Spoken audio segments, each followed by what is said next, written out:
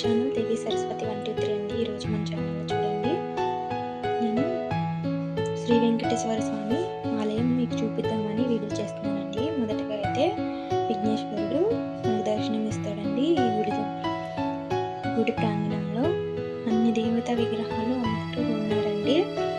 చాలా వరకు అందరు దేవుళ్ళు ఉన్నారండి ఈ గుడిలో.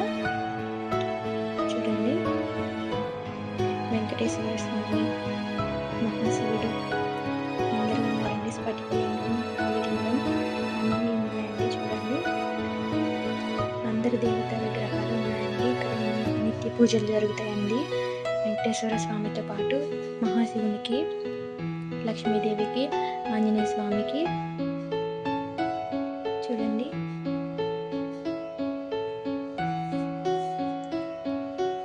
మనం ఆలయంలోకి ఎంటర్ అయ్యామండి.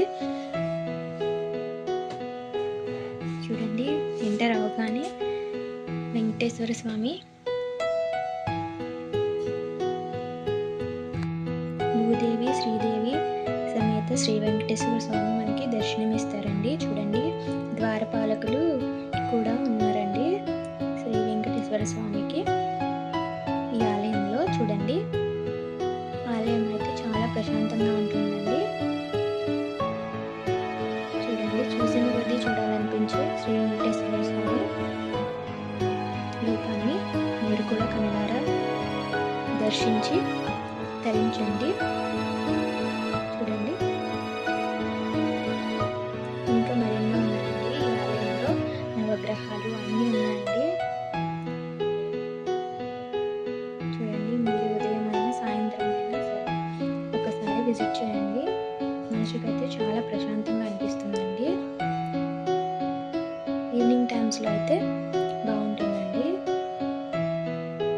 ఇదైతే హైదరాబాద్లో ఉంది. చూడండి, ఇంకా మహాశివుడు, ఆంజనేయ స్వామి, మహాలక్ష్మీదేవి అందరూ ఉన్నారండి.